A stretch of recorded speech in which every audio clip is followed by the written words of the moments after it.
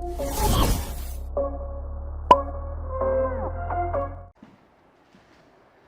Students, good evening to all of you. कैसे हैं आप सभी लोग? उम्मीद है स्वस्थ होंगे और मन लगाकर पढ़ रहे होंगे। आज हम लोग केमिकल बॉन्डिंग का लेक्चर नंबर 7 स्टार्ट करने वाले हैं और आज से केमिकल बॉन्डिंग का मोस्ट इंपॉर्टेंट सेक्शन स्टार्ट हो रहा है, जिसको बिल्कुल भी गलती से भी मिस मत कीजिएगा। तो समय ना गवाते हुए अपना लेक्चर सीधा स्टार्ट किया जाए। आज बेसिकली मैंने आपको वीबीटी में हाइब्रिडाइजेशन थ्योरी कहा था पढ़ाने के लिए। वीबीटी में ओवरलैपिंग कॉन्सेप्ट, ओवरलैपिंग थ्योरी हम लोग पिछले लेक्चर्स में पढ़ चुके हैं। टाइप्स ऑफ ओवरलैपिंग भी पढ़ चुके हैं, SS overlapping, SP overlapping, PP overlapping, है ना। तो अब हम लोग उसी के आगे की तरफ बढ़ रहे हैं। तो आज का अपना टॉपिक है हाइब्रिडाइजेशन। तो हाइब्रिडाइजेशन क्या होता है यह हमें जानना है। अच्छा, हाइब्रिडाइजेशन वर्ड अगर ना समझ में आए तो बेहतर है कि हम लोग हाइब्रिड वर्ड पे जाएं। हाइब्रिड वर्ड का मतलब क्या होता है ना। जैसे जितने भी आप में से नीट वाले स्टूडेंट्स हैं, आप लोगों को बायो में पढ़ाया जाता है हाइब्रिड, हाइब्रिडाइजेशन, है ना। तो वो मेंडल बताते थे, है ना, मटर के दानों से उन्होंने बताया। और फ्लावर में आप लोग पढ़ते हैं, एक वाइट कलर का फ्लावर है, एक रेड कलर का फ्लावर है, उससे पिंक कलर का फ्लावर बन जाता है ना, हाइब्रिड हो जाता है। तो बायो में तो समझ में आता है हाइब्रिड क्या है। यहां केमिस्ट्री में और केमिस्ट्री के अंदर केमिकल बॉन्डिंग में हाइब्रिड वर्ड का क्या मतलब है। तो हाइब्रिड वर्ड का मतलब होता है मिक्सिंग। अब यहां केमिस्ट्री में फिर किसकी मिक्सिंग कराने हैं? यहां तो ना मटर के दाने हैं और ना ही रेड या व्हाइट कलर का फ्लावर है। तो यहां मिक्सिंग किसकी कराएंगे? यहां पर मिक्सिंग कराएंगे ऑर्बिटल्स की, मिक्सिंग ऑफ ऑर्बिटल्स। यानी हाइब्रिड वर्ड का मतलब हो जाएगा मिक्सिंग ऑफ ऑर्बिटल। तो हम हाइब्रिडाइजेशन जो कि हमारा फिनोमिना है, इसमें हम आज क्या पढ़ने वाले हैं? मिक्सिंग ऑफ ऑर्बिटल्स को जानने वाले हैं। तो एक s ऑर्बिटल एक p ऑर्बिटल के साथ मिक्स होगा और उससे एक नया हाइब्रिड ऑर्बिटल तैयार होगा। This complete phenomena is called hybridisation. ठीक है, सिर्फ इतना ही नहीं है, बहुत सारी बातें हैं हाइब्रिडाइजेशन को लेकर, तो वो एक एक करके हम लोग समझते जाएंगे। ये हाइब्रिडाइजेशन वर्ड का मतलब समझ में आया आपको? मिक्सिंग ऑफ ऑर्बिटल, है ना। चलिए और विस्तार से समझाता हूं मैं आपको मिक्सिंग ऑफ ऑर्बिटल के बारे में। जैसे मान लीजिए एक एग्जाम्पल के तौर पे, मान लीजिए आपके पास एक s ऑर्बिटल है। s का शेप कैसा होता है? स्फेरिकल, है ना। ये s ऑर्बिटल है और एक आपके पास p ऑर्बिटल है, एक आपके पास p ऑर्बिटल है। कोई भी p का px हो या py हो या pz हो, सब चलेगा, ठीक है। तो अगर मैं इस s और p ऑर्बिटल की मिक्सिंग कराऊंगा तो इससे क्या होगा, क्या तैयार होगा? इससे कुछ ऐसा तैयार हुआ। अब ये जो नया ऑर्बिटल तैयार हुआ, इसको हम क्या बोल रहे हैं? Hybrid orbital. ये हाइब्रिड ऑर्बिटल है क्योंकि देखिए इसकी शक्ल ना इससे मैच हो रही है पूरी तरह से और ना इससे मैच हो रही है, यानी ये इन दोनों के मिक्सिंग से बना हुआ है। समझ में आ रहा है? तो इसी को कहते हैं हाइब्रिड ऑर्बिटल। ठीक है, कॉन्सेप्ट क्लियर हो रहा है। हाइब्रिडाइजेशन वर्ड का मतलब मिक्सिंग ऑफ ऑर्बिटल, ठीक है। और मिक्सिंग किसकी कराएंगे? ऑर्बिटल्स की। कौन से ऑर्बिटल? s, p, d, इन्हीं की मिक्सिंग। तो क्या हम किसी की भी मिक्सिंग करा सकते हैं? क्या हम किसी भी ऑर्बिटल की मिक्सिंग करा सकते हैं? क्या ऐसा पॉसिबल है? बिल्कुल नहीं। हम सिर्फ उन ऑर्बिटल्स की, उन प्योर एटॉमिक ऑर्बिटल्स की मिक्सिंग कराएंगे जिनके बीच में एनर्जी गैप क्या हो? कम हो। मान लीजिए अगर एनर्जी डिफरेंस बड़ा होगा तो हम ऐसे ऑर्बिटलों की मिक्सिंग नहीं करा पाएंगे। तो दो या दो से ज्यादा स्लाइटली डिफरेंट एनर्जी ऑर्बिटल्स की मिक्सिंग होगी। अब आप जरा डेफिनेशन समझ लीजिए कि आखिर हाइब्रिडाइजेशन फिनोमिना है क्या। ठीक है, द मिक्सिंग ऑफ टू और more than two slightly different energy orbitals which result in the formation of new, identical and equal number of hybridized orbital, which result in the formation of new, identical and equal number of hybridized orbitals are formed. This complete phenomena is called hybridization. तो ये definition भी आप लिख लीजिए पूरा. The mixing of two or more than two slightly different energy orbitals which result in the formation of new, identical, equal number of hybridized orbital. ये सबसे ज्यादा इंपॉर्टेंट पॉइंट है, इस पे फोकस करना बहुत जरूरी है. ये new, identical and equal number of hybridised orbital, ये क्या है, इसका क्या मतलब है?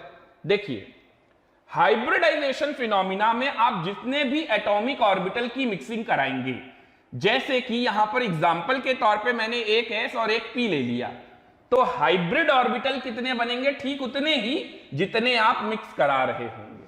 समझ में आया? इसीलिए कहा है equal number of hybridised orbital form. ठीक है. न्यू का मतलब क्या है? ये जो हाइब्रिड ऑर्बिटल है, इसकी शक्ल ना इससे मैच कर रही है ना इससे मैच कर रही है, तो न्यू है. कितने बने हैं? 2 बने हैं. दोनों आपस में कैसे हैं? आइडेंटिकल हैं.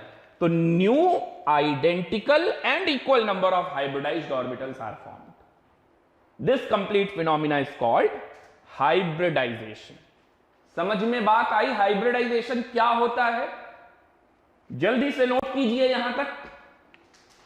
अगर कोई डाउट है, हाइब्रिडाइजेशन की डेफिनेशन अभी खत्म नहीं हुआ है, अभी जस्ट स्टार्ट किया है मैंने हाइब्रिडाइजेशन पढ़ाना. मैंने आपको सिर्फ अभी हाइब्रिडाइजेशन वर्ड का मतलब बताया.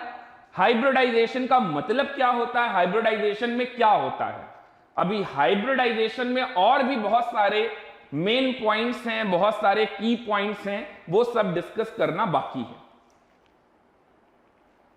ओके, नोट कर लिया सभी ने? चलिए आगे बढ़ते हैं. हेडिंग डालेंगे main points of hybridization. Main points of hybridisation.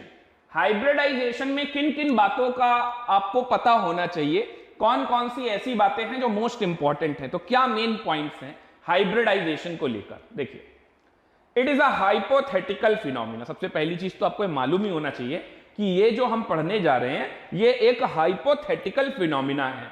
लेकिन फिर पढ़ क्यों रहे हैं? पढ़ इसलिए रहे हैं क्योंकि ये हाइपोथेटिकल फिनोमिना भी बड़े काम का है, क्योंकि इससे हम बहुत सारे स्ट्रक्चर और स्ट्रक्चर्स की ज्योमेट्री और उनकी बॉन्डिंग, उनके बॉन्ड एंगल के बारे में काफी हद तक बात कर सकते हैं.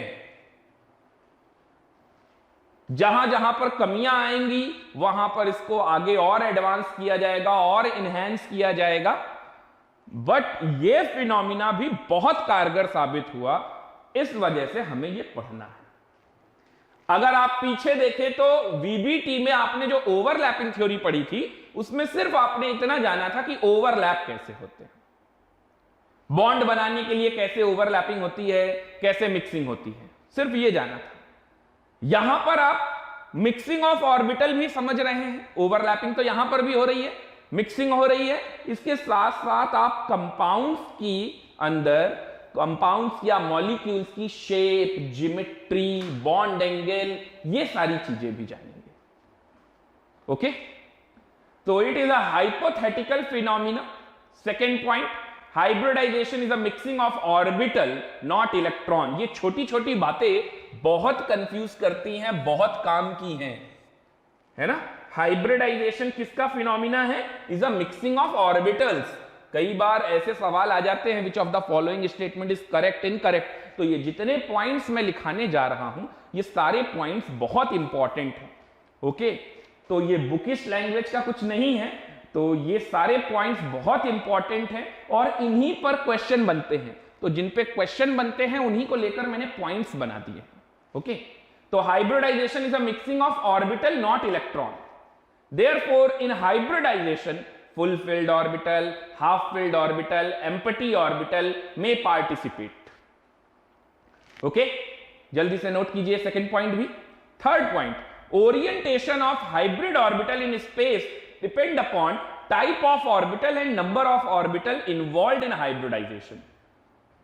हर हाइब्रिड ऑर्बिटल का ओरिएंटेशन कैसा होगा, डायरेक्शन कैसा होगा, जिससे उसकी ज्योमेट्री आने वाली है। ओरिएंटेशन वर्ड का मतलब क्या होता है? Arrangement of any substance, arrangement of any group in 3D space. किसी चीज का अरेंजमेंट 3D स्पेस में कैसा है, उसी को बोलते हैं ओरिएंटेशन। तो orientation of hybrid orbital in space depend upon number of orbital and type of orbital. कितने ऑर्बिटल आप यूज कर रहे हैं और कौन कौन से ऑर्बिटल आप यूज कर रहे हैं हाइब्रिडाइजेशन में। Hybrid orbital get oriented in such a way that, जितने भी हाइब्रिड ऑर्बिटल फॉर्म होंगे है तो उनमें इलेक्ट्रॉन डेंसिटी ही ना, और अगर उनमें इलेक्ट्रॉन डेंसिटी है तो एक दूसरे का क्या करेंगे? रिपल्शन। तो हाइब्रिड ऑर्बिटल अपने आप को कैसे ओरिएंट करेंगे? In such a way that they feel minimum repulsion. और वो मिनिमम रिपल्शन आएगा कैसे? तो वो मिनिमम रिपल्शन आएगा जितना ज्यादा हो सके उनके बीच में दूरी बनाकर, है ना, यानी ग्रेटर बॉन्ड एंगल पे रख दिया जाए। ओके, और वो हाइब्रिड ऑर्बिटल में सिमेट्री भी आनी चाहिए, सिमेट्रिकल भी होना चाहिए थोड़ा, है ना, अदरवाइज गड़बड़ होने लगेगा। पता चला एक ऑर्बिटल तो सेंट्रल एटम के बहुत पास है और एक ऑर्बिटल बहुत दूर है, तो ये अनसिमेट्रिकल टाइप का बन जाएगा, फिर इससे कोई फायदा नहीं। जैसे कि मैं आपको एक छोटा सा एग्जांपल जो मैंने स्टार्टिंग में बताया आपको, एक s ऑर्बिटल और एक p ऑर्बिटल को लेकर मैंने दो sp हाइब्रिडाइज्ड ऑर्बिटल बनाए। sp हाइब्रिडाइजेशन में क्या होता है? यही होता है, एक s ऑर्बिटल एक p ऑर्बिटल मिक्स होकर दो नए identical equal number of hybridised orbital बना देता है। अब ये दो हाइब्रिडाइज्ड sp ऑर्बिटल जो बने हैं, ये आपस में स्पेस में कैसे ओरिएंट हो रहे होंगे, इनका ओरिएंटेशन कैसा होगा? तो ये दोनों जो sp हाइब्रिड ऑर्बिटल हैं, ये दोनों हाइब्रिड ऑर्बिटल एक दूसरे के बिल्कुल अपोजिट एंड पे होंगे। तो अगर ये दोनों हाइब्रिड ऑर्बिटल एक दूसरे के बिल्कुल अपोजिट एंड पे होंगे तो सोचिए ज्योमेट्री कैसी दिख रही है आपको? लीनियर। ये ज्योमेट्री कैसी बन गई? ये लीनियर बन जाएगी। ये बॉन्ड एंगल देखिए कितना बनेगा, ये बॉन्ड एंगल आएगा 180 डिग्री। ये बॉन्ड एंगल इनके बीच में कितना आ जाएगा? 180 डिग्री। तो ये सब आपको किसी चार्ट से, किसी किताब से रटने की जरूरत नहीं है, आप ये सब हाइब्रिडाइजेशन में खुद फील करने वाले हो, तभी तो समझ में आएगा। ओके, चलिए अगले पॉइंट पे आते हैं। Hybridization takes place before bond formation. ये बात बिल्कुल सही है, बॉन्ड बनने से पहले, यानी कंपाउंड के अंदर जो सेंट्रल एटम से जुड़ा हुआ बॉन्डेड एटम है, उनके बीच में बॉन्ड बनने से पहले ही central atom hybrid orbital generate कर लेता है, हाइब्रिड ऑर्बिटल बन जाते हैं। जरा फिनोमिना समझिए, जैसे मान लीजिए मैं आपको बोलूं कि मीथेन का हाइब्रिडाइजेशन क्या होगा। पहले तो कुछ चीजों को अच्छे से समझ लीजिए, क्योंकि ये आपके बहुत काम आने वाली है और किसी किताब में इतना ज्यादा डेप्थ में लिखा भी नहीं है, तो इतने सारे पॉइंट्स बन भी नहीं पाएंगे। तो आप, बेहतर है, सबसे अच्छी किताब आपके नोट्स बन रहे हैं। जितना मैं आपको पढ़ाता जा रहा हूं उतना आप लिखते जाइए अच्छे से, हर पॉइंट जो इंपॉर्टेंट बता रहा हूं जरूर लिखिए। जैसे कि यहां पर मैं बॉन्ड फॉर्मेशन से पहले हाइब्रिडाइजेशन हो जाता है, इस पॉइंट को एक्सप्लेन करना है मुझे। तो देखिए, हाइब्रिडाइजेशन में किसका हाइब्रिडाइजेशन निकाल रहे हैं? हाइब्रिडाइजेशन किसका होता है? क्या हाइब्रिडाइजेशन किसी कंपाउंड का होता है? नहीं। आप लोग अभी स्कूल लेवल पे, आपको 11th क्लास में ऐसे बहुत सारे पेपर तक में गलत सवाल आ जाते हैं। अभी आपका स्कूल एग्जाम होगा ना, तो स्कूल एग्जाम में भी गलत गलत सवाल देते हैं। कहते हैं what is the hybridization of methane, what is the hybridization of CO2, what is the hybridization of ammonia. ये बिल्कुल गलत है। क्यों गलत है? चलिए जानते हैं। अब डायरेक्टली बोल दोगे टीचर को अपने तो थोड़ा बुरा मान जाएंगे, कॉन्सेप्ट समझिए। हाइब्रिडाइजेशन किसी कंपाउंड का नहीं होता, हाइब्रिडाइजेशन एलिमेंट का डिफाइन करते हैं। तो सोचिए, अगर आपसे किसी टीचर ने यह पूछा कि what is the hybridization of methane, तो यह गलत सवाल है कि नहीं है? तो सही क्या होना चाहिए? सही क्या होना चाहिए? कई बच्चे कहेंगे अरे हमारे यहां तो यही पूछा जाता था और हमने लिखा भी था sp3 हाइब्रिडाइजेशन, मार्क्स भी मिल गए। सही सही मार्क्स मिले आपको, वही बात सही है, लेकिन सवाल का पूछने का तरीका ही गलत है, सवाल ही गलत है। अगर कोई मुझसे पूछे what is the hybridization of methane, मैं कहूंगा can not be defined, I am not able to solve. अगर आप सॉल्व कर सकते हैं तो सॉल्व कर दीजिए। सो सही सवाल है what is the hybridization of carbon in methane, यह सही सवाल है। क्योंकि आप हाइब्रिडाइजेशन किसकी निकालना चाह रहे हैं? कंपाउंड की नहीं, कंपाउंड के अंदर जो सेंट्रल एटम है, जो एलिमेंट है, उसकी फाइंड आउट करना चाह रहे हैं। और उसका आंसर आता है sp3 टेट्राहेड्रल। समझ में बात आ रही है आपको? तो हाइब्रिडाइजेशन किसकी निकालते हैं? एलिमेंट की। अब आप आगे की बात सुनिए, हाइब्रिडाइजेशन अगर सेंट्रल एटम की निकालते हैं तो सेंट्रल एटम के ऑर्बिटल, प्योर एटॉमिक ऑर्बिटल आपस में मिक्स होकर क्या बना लेंगे? Hybrid orbital. जैसे मुझे मीथेन की बात करनी है, कार्बन का electronic configuration 1s2 2s2 2p2। Carbon के कौन कौन से ऑर्बिटल पार्टिसिपेट करने वाले हैं मीथेन में? तो कार्बन में 2s2 और 2p2, ये ग्राउंड स्टेट है। एक्साइट कीजिए, 2s का इलेक्ट्रॉन जो पेयर्ड है कार्बन में, उसको अनपेयर्ड कीजिए और 2p में भेजिए। कितने अनपेयर्ड इलेक्ट्रॉन हो गए? 4। अब कार्बन का एक s ऑर्बिटल और 3 p ऑर्बिटल हाइब्रिडाइजेशन में पार्टिसिपेट कर रहे हैं। सोचिए जरा, अभी तक क्या हाइड्रोजन आया? कहीं कहीं नहीं आया।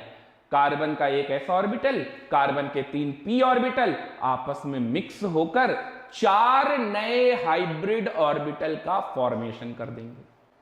क्योंकि हाइब्रिडाइजेशन में हमने कितने एटॉमिक ऑर्बिटल लिए? एक s और 3 p, यानी टोटल 4 लिए। तो हाइब्रिड ऑर्बिटल भी कितने बनेंगे? 4 नए हाइब्रिड ऑर्बिटल बन गए। ये चारों हाइब्रिड ऑर्बिटल आपस में एक दूसरे के साथ इस तरह से ओरिएंट होंगे ताकि कम से कम रिपल्शन मिले, और उसके लिए जो मिनिमम या कह लें जो मैक्सिमम, जो एक ही तरीके का बॉन्ड एंगल आता है, वो है 109 डिग्री 28 मिनट। 109 डिग्री 28 मिनट पे ये ज्योमेट्री स्टेबल भी रहेगी, टिकी भी रहेगी, और ये एक दूसरे के साथ हर हाइब्रिड ऑर्बिटल दूर दूर होगा। और इस तरीके का एक 3D अरेंजमेंट कहलाएगा टेट्राहेड्रल। जो 9-10 से कार्बन मीथेन टेट्राहेड्रल होता है, ये लोग रटाने लगते हैं। अब बताइए, यहां पर अभी तक कोई हाइड्रोजन आया? नहीं आया, क्योंकि ये तो कार्बन के ही हाइब्रिड ऑर्बिटल थे जिन्होंने टेट्राहेड्रल ज्योमेट्री बना ली। अब हाइड्रोजन, एक एक करके हाइड्रोजन कार्बन के हाइब्रिड ऑर्बिटल के साथ बॉन्ड बनाएगा और फिर बनेगा CH4 मॉलिक्यूल। मैं इसका पूरा डायग्राम बना के दिखाऊंगा आपको। जब हम लोग sp3 हाइब्रिडाइजेशन पढ़ रहे होंगे तो पूरा और डिटेल में एक्सप्लेन करूंगा। बट अभी एक बेसिक आइडिया तो आपको समझ में आ गया ना कि कंपाउंड का हाइब्रिडाइजेशन नहीं, कंपाउंड के अंदर सेंट्रल एटम का हाइब्रिडाइजेशन होता है। वो सेंट्रल एटम के एटॉमिक ऑर्बिटल मिक्स होकर हाइब्रिड ऑर्बिटल बनाते हैं। वो हाइब्रिड ऑर्बिटल एक दूसरे के साथ ओरिएंट होकर ज्योमेट्री शो करते हैं। यहां पर बॉन्डेड एटम का कोई योगदान नहीं है अभी ज्योमेट्री में, तो इसीलिए लिखा है बॉन्ड के फॉर्मेशन से पहले ही हाइब्रिडाइजेशन हो जाता है। क्लियर हुआ? यहां तक किसी को कोई डाउट? मेरी बातें आपको समझ में आ रही हैं? मैं क्या कहना चाह रहा हूं समझ में आ रहा है आपको हाइब्रिडाइजेशन के लिए?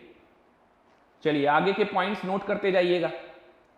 Hybrid orbitals are identical. जो भी हाइब्रिड ऑर्बिटल बनते हैं वो शेप में, साइज में, एनर्जी में आइडेंटिकल होते हैं। In hybridization atomic orbital of valence shell participated. ये भी एक इंपॉर्टेंट पॉइंट है।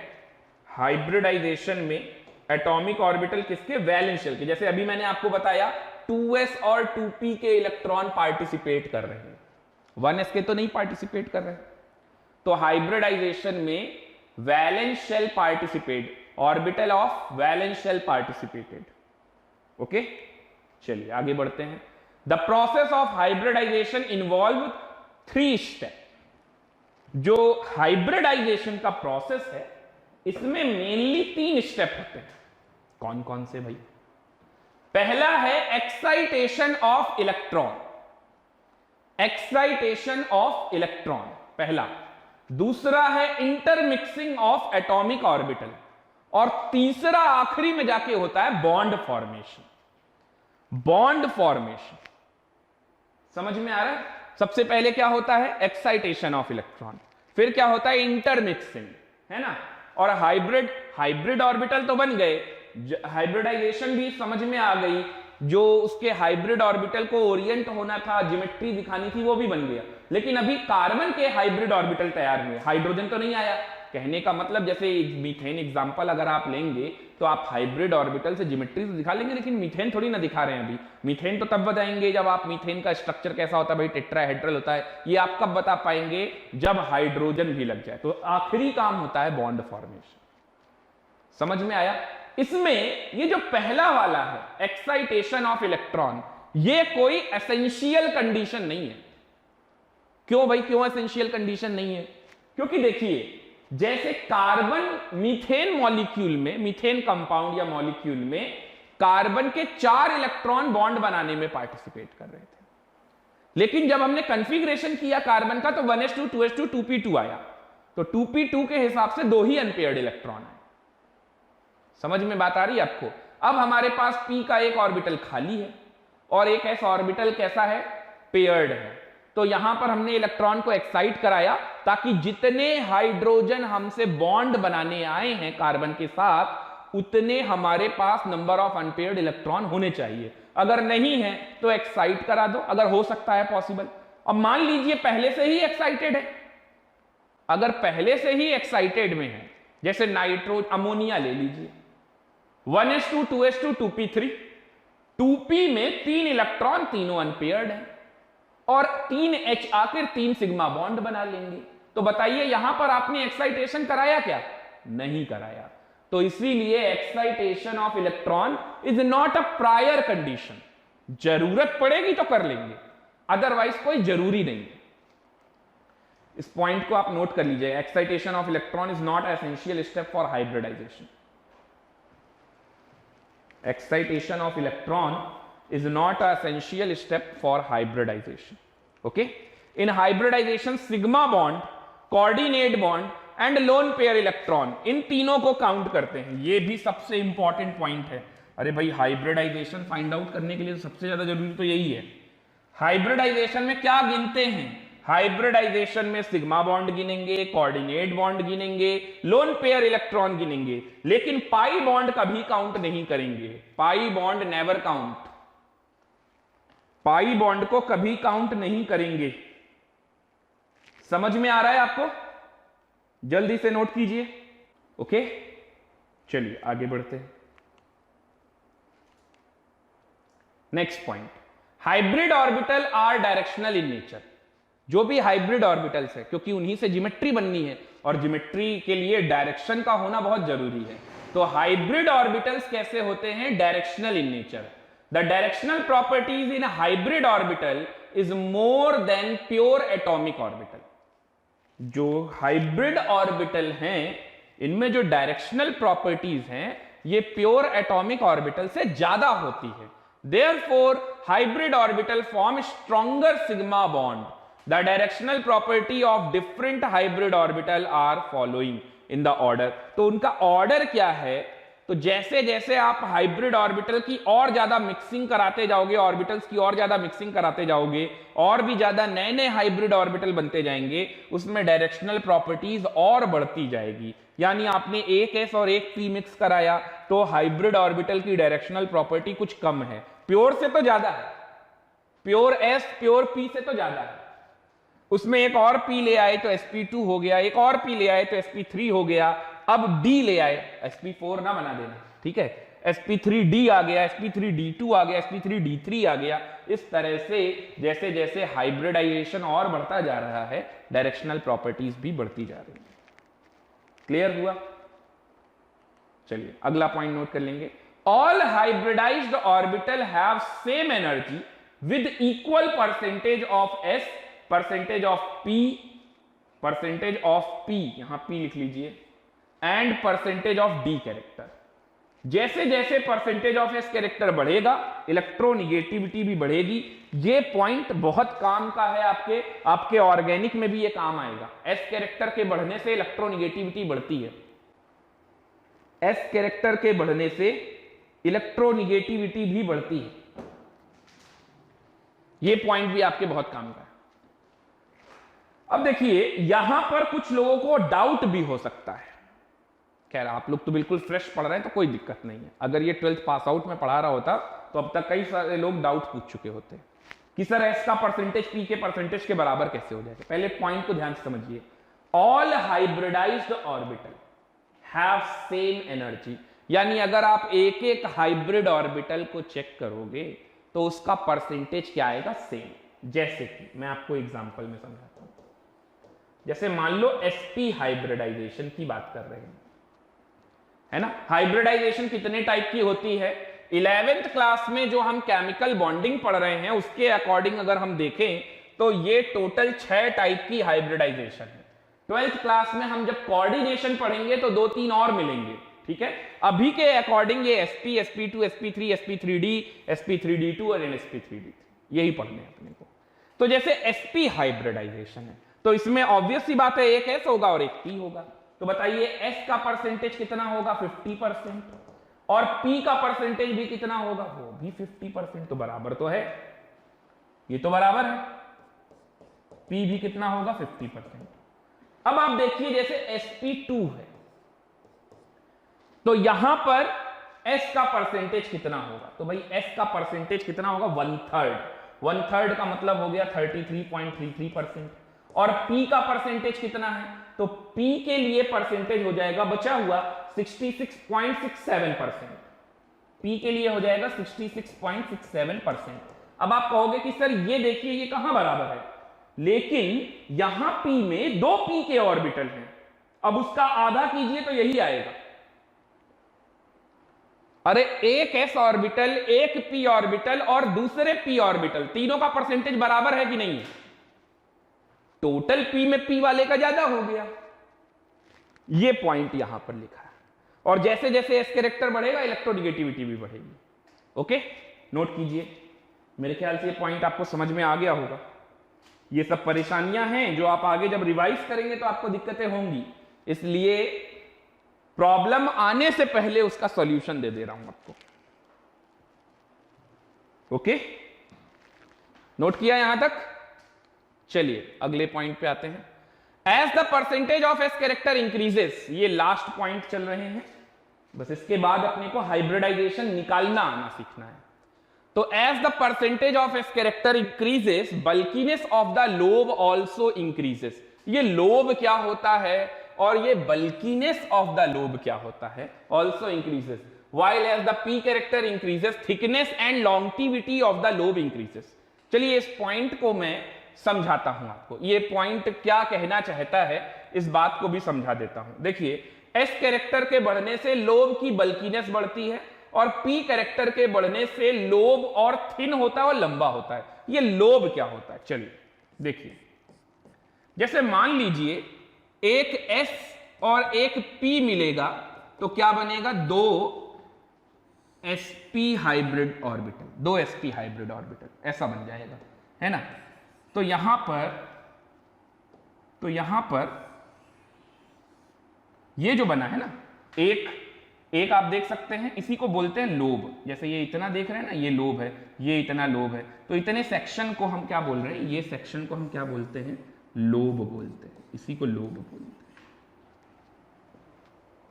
अब इस पॉइंट को समझिए, ठीक है। तो एक लोब थिक है, एक थिन है, ऐसा कुछ है। अब देखिए यहां पर ये क्या बता रहे हैं कि जैसे जैसे एस कैरेक्टर बढ़ेगा वैसे वैसे आपका लोब क्या होता जाएगा, थिक होता जाएगा, और जैसे जैसे पी कैरेक्टर बढ़ेगा वैसे वैसे लोब क्या होता जाएगा, थिन होता जाएगा। तो देखिए मैं एक हाइब्रिड ऑर्बिटल ऐसा बना देता हूं, अब एक हाइब्रिड ऑर्बिटल थोड़ा पतला बना देता हूं और थोड़ा लंबा बना देता हूं, और अब एक हाइब्रिड ऑर्बिटल और पतला बनाता हूं और उसको और लंबा कर देता हूं। तो मैं कहूंगा कि ये भाई sp में है हाइब्रिड ऑर्बिटल, ये वाला sp2 में है, और ये वाला sp3 में है, ये वाला sp3 में है। ये कैसे भाई? देखो यहां वाले में s कैरेक्टर कितना है 50%, यहां पर s कितना है 50% s कैरेक्टर, यहां पर s कितना है 33.33%, और यहां sp3 में s कितना है ना? टोटल 4 ऑर्बिटल है, एक s 3p, तो s का परसेंटेज कितना होगा 1/4, तो कितना आ जाएगा 25%। तो जैसे जैसे s कैरेक्टर बढ़ता जा रहा है लोब कैसा होता है? थिक होता जा रहा है। जैसे जैसे p कैरेक्टर बढ़ता जा रहा है लोब थिन होता जा रहा है और उसकी लॉन्गिविटी बढ़ती जा रही है। ये बहुत इंपॉर्टेंट पॉइंट है, जब आप रीजनिंग क्वेश्चन आपसे पूछे जाएंगे ना तो वहां पर ये फंसाएगा। तो उन रीजनिंग्स को अच्छे से समझने के लिए आपको ये सारे पॉइंट्स पता होने बहुत जरूरी। तो इतने पॉइंट्स हैं हाइब्रिडाइजेशन को लेकर। आई थिंक आपको अच्छे से ये बात समझ में आ गई होगी हाइब्रिडाइजेशन क्या होता है और हाइब्रिडाइजेशन में क्या होता है। लास्ट पॉइंट एक बार और रिपीट कर दें। ओके, जैसे मान लीजिए आपने हाइब्रिड ऑर्बिटल sp हाइब्रिडाइजेशन में चेक किया, sp2 में चेक किया, sp3 में चेक किया। अब अगर आपको यह पॉइंट नहीं पता होगा तो आप क्या सोच रहे होंगे? एक normal 10th pass out student क्या सोचेगा? एक s ऑर्बिटल एक p ऑर्बिटल मिलने से हाइब्रिड ऑर्बिटल बनता है, तो ऐसा ही हाइब्रिड ऑर्बिटल sp में बन रहा है, ऐसा ही sp2 में बनेगा, ऐसा ही sp3 में बनेगा। गलत, ऐसा ही बनेगा लेकिन थोड़ा सा डिफरेंस होगा। जब sp हाइब्रिडाइजेशन होगी तो ये हाइब्रिड ऑर्बिटल कुछ ऐसा बनेगा। अगर आप इसमें एक p ऑर्बिटल और मिला दोगे तो sp2 हो जाएगा। sp2 हाइब्रिडाइजेशन में यहां पर 3 हाइब्रिड ऑर्बिटल बनेंगे और वो तीनों आपस में एक जैसे होंगे। क्या वो पुराने वाले sp वाले के इसके जैसे होंगे? नहीं। अब p कैरेक्टर बढ़ गया तो लोब थोड़ा थिन हो जाएगा और लॉन्गिविटी थोड़ी बढ़ जाएगी। मान लीजिए यही बात आप sp3 हाइब्रिडाइजेशन में पढ़ रहे हैं, तो एक s और 3p ऑर्बिटल मिलकर 4 नए हाइब्रिड ऑर्बिटल तैयार हुए। तो अब वो जो 4 हाइब्रिड ऑर्बिटल होंगे वो दिखने में कैसे होंगे? इसके जैसे मोटे होंगे या थोड़ा मीडियोकर होंगे? तो ना इसके जैसे होंगे ना इसके जैसे होंगे, लंबे होंगे और पतले होंगे, क्योंकि उसमें p कैरेक्टर बढ़ गया। 75% p कैरेक्टर है। अगर s कैरेक्टर 25% है तो p कैरेक्टर कितना हुआ? 75%, है ना? तो लोब थिन होता जाएगा और लॉन्गिविटी बढ़ती जाएगी जैसे जैसे p कैरेक्टर बढ़ता जाएगा। बात समझ में आई? क्लियर हुआ? इसके पहले वाला रिपीट कर दीजिए। अच्छा, अरे बेकार में इतना बोल गया। कौन सा पहले वाला? अच्छा, ये वाले पॉइंट की बात कर रहे हो क्या बेटा? यहां s और p का परसेंटेज, हर p ऑर्बिटल का, हर s ऑर्बिटल का परसेंटेज क्या होगा? सेम। ये जो p देख रहे हो यहां पर एक ऑर्बिटल का परसेंटेज है, यहां जो p देख रहे हो यहां पर 2 ऑर्बिटल का परसेंटेज है। एक ऑर्बिटल का अभी भी 33.33 आएगा। अरे आप परसेंटेज कैसे निकालते हो sp sp2 में? कि मान लिया कि भाई ये s एक है और ये p है, तो ये दोनों बराबर बराबर हैं, तो ये कितना हुआ? आधा। फ्रैक्शन में हाफ, तो परसेंटेज में 50%। ये एक s है और p 2p है, तो तीनों को बराबर बराबर बांट दिया, तो ये कितना आया? 1/3। 1/3 कैसे आया? जब ये बराबर बराबर डिवाइड किया होगा ना, तो बराबर बराबर है तो हर एक ऑर्बिटल का परसेंटेज सेम होगा, चाहे वो s ऑर्बिटल का हो या p का हो या d का हो। ये बात कही जा रही है। टोटल s और टोटल p और टोटल d में very. Okay, total s, total p और टोटल d ये वेरी कर सकते हैं, बिल्कुल वेरी कर सकते हैं। क्या अब कोई डाउट? वंदना, अब क्लियर हुआ? ओके, चलिए आगे बढ़ते हैं। तो ये हुआ हमारा हाइब्रिडाइजेशन से related. Types of hybridization, heading डालेंगे टाइप्स ऑफ हाइब्रिडाइजेशन, और इसमें हम सबसे पहला पढ़ने वाले हैं sp हाइब्रिडाइजेशन। sp hybridisation. अब ये sp हाइब्रिडाइजेशन क्या होता है इसका मतलब तो मैंने आपको बता ही दिया, एक s ऑर्बिटल और एक p ऑर्बिटल की मिक्सिंग होगी। तो in this hybridisation 1s 1p orbital, ठीक है, of an atom mix together to form a new hybrid orbital, दो नए हाइब्रिड ऑर्बिटल बनेंगे जिनका शेप एक जैसा होगा, एनर्जी एक जैसी होगी। चलिए आगे बढ़ते हैं। दीज टू हाइब्रिड ऑर्बिटल एक दूसरे के साथ कैसे ओरिएंट होंगे ताकि ये मिनिमम रिपल्शन फील कर सके, और उसके लिए क्या करना पड़ेगा, 180 डिग्री पे रखना पड़ेगा, जिससे स्ट्रेट लाइन बन जाएगी, तो ज्योमेट्री आ जाएगी स्ट्रेट लाइन। ओके, नोट कर लीजिए यहां तक। फिर अब हम लोग एग्जाम्पल से स्टार्ट, अब थ्योरी वाला काम खत्म, अब अगले 3-4 लेक्चर थ्योरी वाला काम फिनिश है। अब थ्योरी बिल्कुल ना के बराबर होगी, अब चलेंगे सिर्फ और सिर्फ क्वेश्चन, ठीक है। तो अब क्वेश्चन होगा हमारे सामने, उसका hybridization, geometry, shape, bond angle, structure, ये सारी चीजें सीखनी है। थ्योरेटिकल बातें जितनी भी थी हाइब्रिडाइजेशन को लेकर वो मैंने सारी आपको बता दी, ठीक है। चलिए आगे आते हैं। तो अब मैं पहला एग्जांपल ले रहा हूं। sp हाइब्रिडाइजेशन सिखाने के लिए मेरे पास सिर्फ 3 एग्जांपल हैं, सिर्फ 3 एग्जांपल सिखाऊंगा और नहीं, और इतने में आप सीख जाएंगे पूरा sp।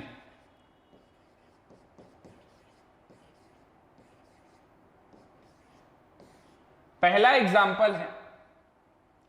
एग्जाम्पल है अपने पास BeCl2, बेरिलियम क्लोराइड, BeCl2।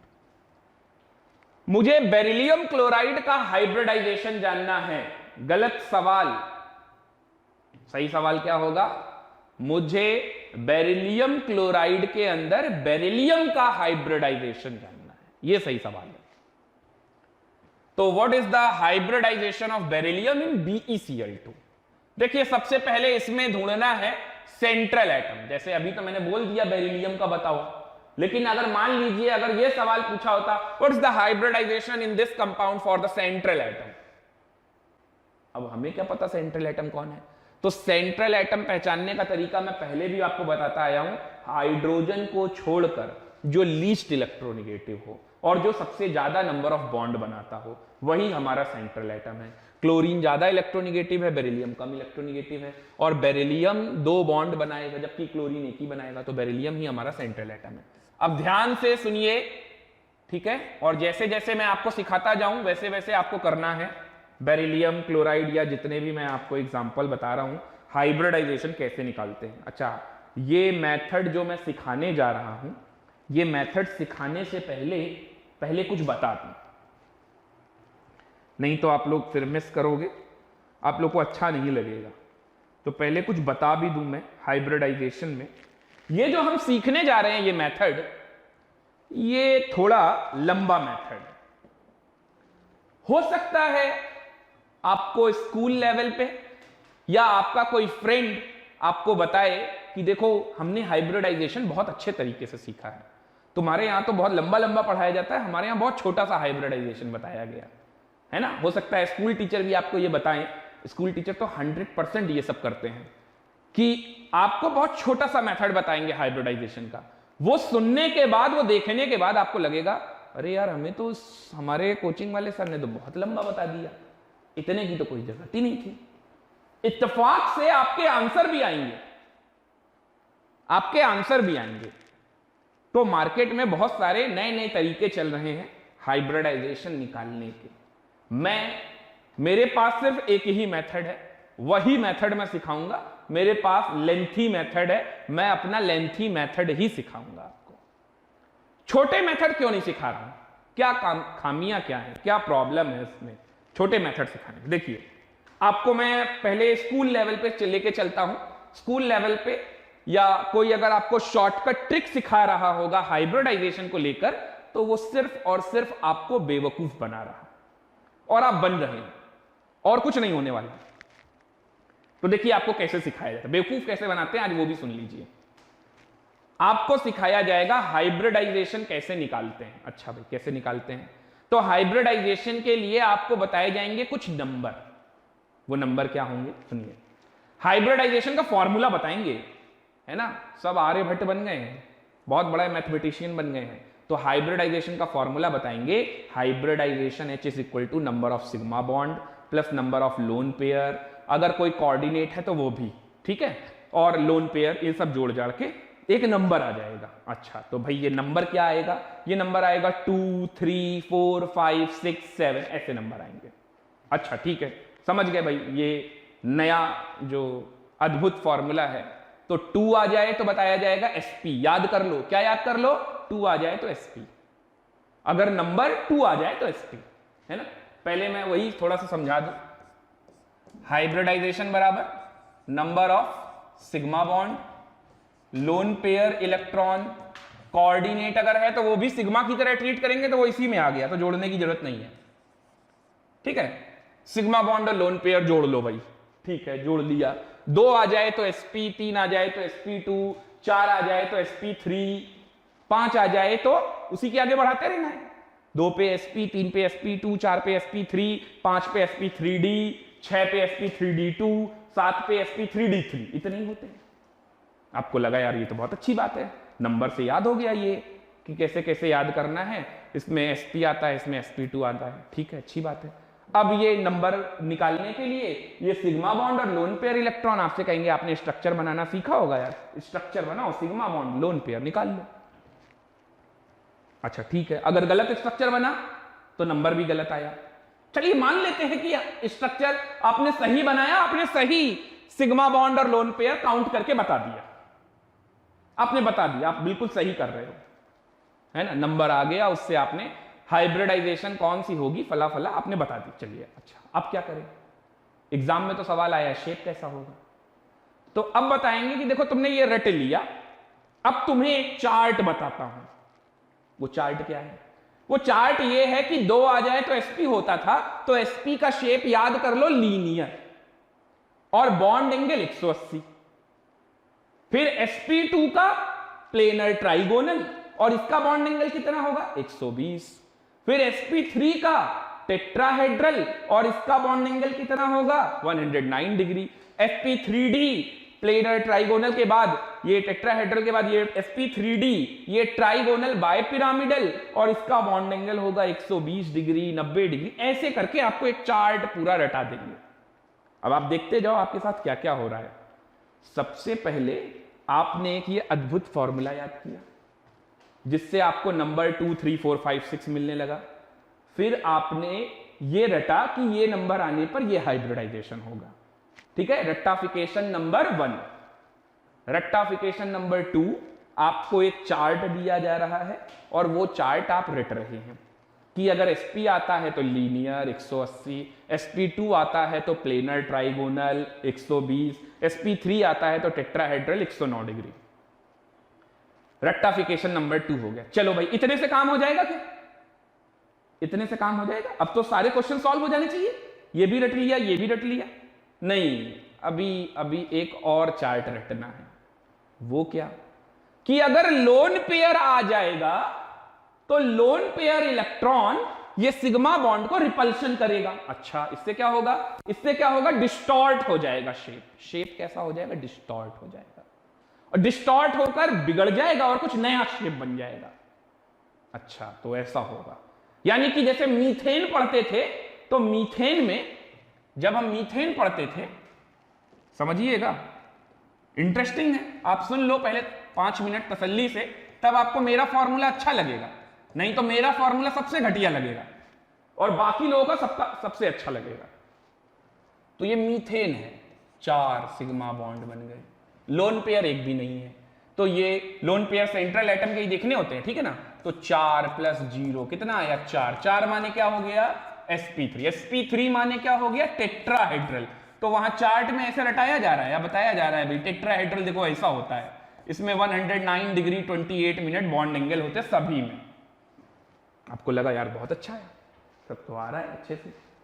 अच्छा, फिर आपसे पूछा गया चलो अमोनिया के लिए बताओ, NH3, तो ये स्ट्रक्चर बनाना आना चाहिए तभी कुछ होगा। NH3, तो यार NH3 में तो ये सिग्मा बॉन्ड, ये सिग्मा बॉन्ड, ये सिग्मा बॉन्ड, और एक ये लोन पेयर भी होगा, क्योंकि नाइट्रोजन की आउटर मोशन में 5 इलेक्ट्रॉन होंगे, 3 चले गए सिग्मा बॉन्ड बनाने और 2 लोन पेयर इलेक्ट्रॉन, यानी पेयर कितना 1। यहां लोन पेयर गिनना है, हाँ लोन पेयर इलेक्ट्रॉन नहीं बल्कि यहां लोन पेयर गिनना है, ठीक है। तो यहां पर मैं मेंशन कर दे रहा हूं लोन पेयर।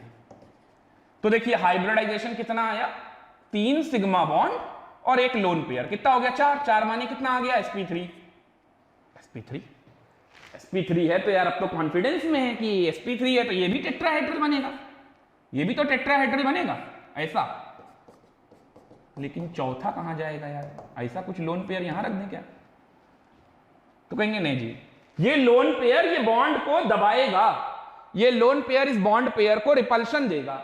रिपल्शन देगा तो क्या होगा, ये डिस्टॉर्ट हो जाएगा और डिस्टॉर्ट होके आपको रट लेना है, ये हो जाता है पिरामिडल, ये हो जाता है पिरामिडल, ऐसे पढ़ाया जाता है। देखो ये हो जाता है पिरामिडल।